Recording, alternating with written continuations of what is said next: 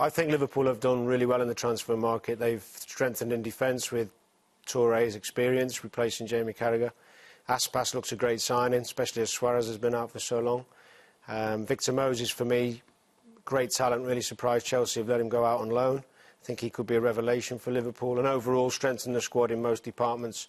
I'm really hopeful they'll have a successful season with the signings they've made. Well, hearing the news that Gareth Bale's transfer to Real Madrid has finally gone through, first of all, I'm delighted for Gareth because I know him personally, having worked with him for the last 12 months, and I've watched the kid grow up in Wales through the ranks, and he can now go and buy half of Wales, by the way. But no, it's a great move for him, and he's got wonderful ability. He is probably the most explosive player I've ever had the privilege of watching, being close to. And it's dragged on over the last 4 or 5 weeks, which has probably been a bit frustrating for him. It's meant that he's had to miss training, and he's probably left under a bit of a cloud, which he wouldn't have liked. He would have rather have left Spurs with good feeling, but it's not been that way over the last few days in particular.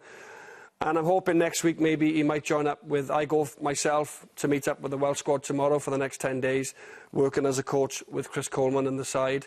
So I'm hoping that Gareth joins up, and I think it'll be a good thing for his fitness, because he needs to get a little bit of catching up in terms of playing games. He's not played a lot of football, although he's kept himself trim, no doubt about that. So it'd be quite nice if he could come along and join the squad, and I'm sure there'll be a little bit of banter involved next week with the lads.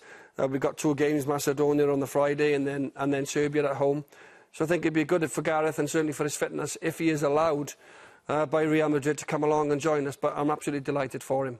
I think Chelsea had a very interesting summer, started getting players very early, and then the Rooney situation came along with Jose trying to sign him at the right time. Unfortunately, it was not done.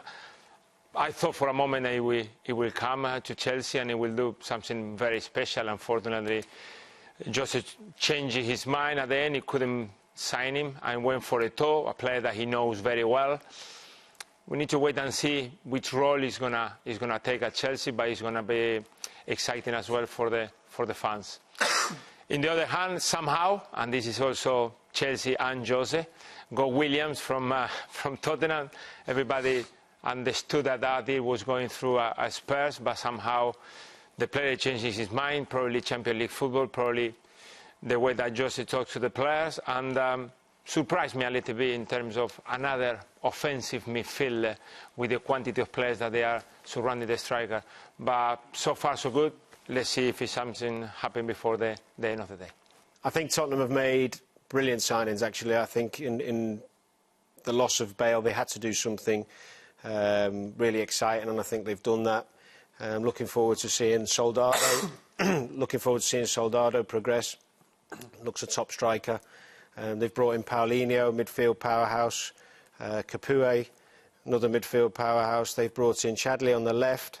And I think overall they've done some really good business. Signed another centre-half, which I think is important with the players they've got missing and let go. The squad actually looks as good as a squad at Tottenham that I've seen in years. And to push into that top 4, they're going to need strength in depth, which maybe they didn't have last season. So, again, I'm hopeful for them, and I think they can push into the top 4 with the squad they've assembled now.